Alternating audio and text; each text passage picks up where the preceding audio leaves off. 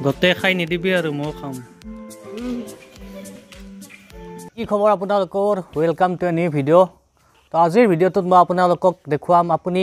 ঘৰতে কেনেকৈ ৰেষ্টুৰেণ্টৰ দৰে চিকেন চাওমিন বনাব পাৰিব সো ভিডিঅ'টো চাই থাকক বঢ়িয়া লাগিব আৰু শেষত মোৰ চিকেন চাওমিন মোৰ ৱাইফে ৰিভিউ দিব সো আপুনি ভিডিঅ'টো চাই থাকক আজি বঢ়িয়াকৈ আপোনালোকক চাওমিন বনোৱা শিকাম প্ৰথমে আপুনি পানী বইল হ'বলৈ দি তাত নিমখ আৰু তেল অকমান দি চাওমিনখিনি বইল হ'বলৈ দিব লাগিব আৰু যেতিয়ালৈকে চাওমিন বইল হ'ব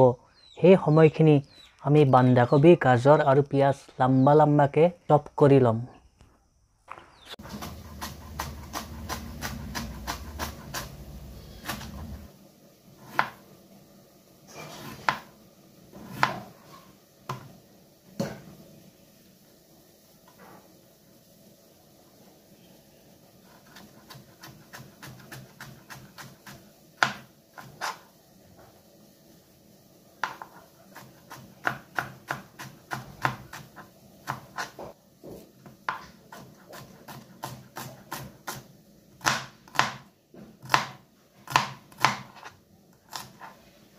লগতে আমি মাংস টুকুৰা টুকুৰ কৰি কাটি ল'ম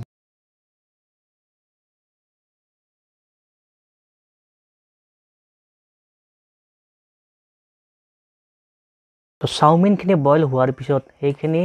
ধুনীয়াকৈ পানীটো কাঢ়ি ল'ব এতিয়া আমি গেছ অন কৰি কেৰাহী বহাই দিম যদি আপোনালোকৰ তাত চাইনিজ কেৰাহী নাই তেনেহ'লে নৰ্মেল কেৰাহীও ব্যৱহাৰ কৰিব পাৰিব কেৰাহীটোত তেল দি তেলখিনি ধুনীয়াকৈ কেৰাহীটোৰ চাৰিওফালে লগাই ল'ম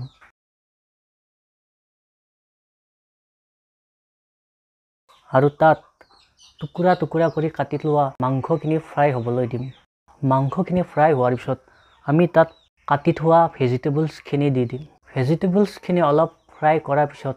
আমি তাত চাওমিন দি দিম চাওমিনখিনি অলপ ফ্ৰাই কৰাৰ পিছত আমি তাত সয়া চচ দি আৰু চাওমিনখিনি অলপ টাইম ফ্ৰাই কৰি ল'ম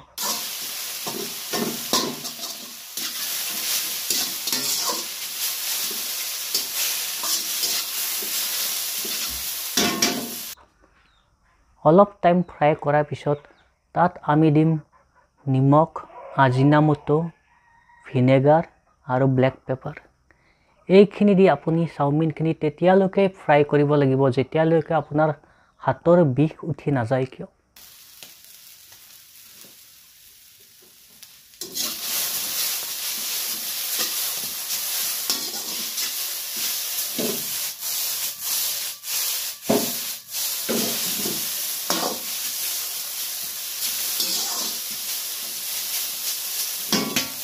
আৰু ইমান কষ্ট কৰাৰ পিছত আপোনাৰ চাওমিন ফাইনেলি ৰেডি হৈ গ'ল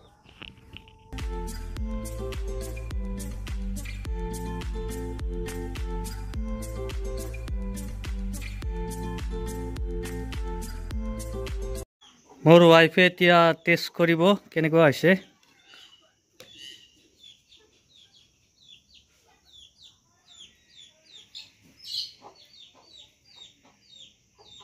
কেনে লাগিছে বা ইমান টাইম